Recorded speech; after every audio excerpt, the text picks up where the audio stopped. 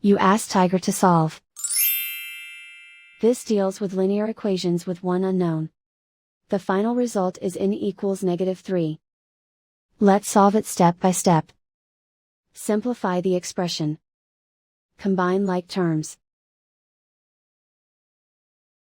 Group all in terms on the left side of the equation.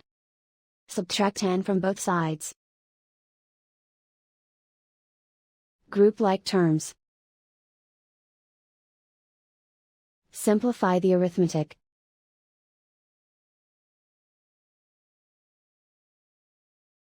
Group all constants on the right side of the equation.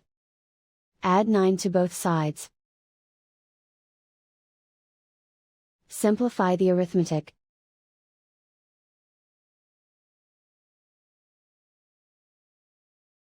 Isolate the n.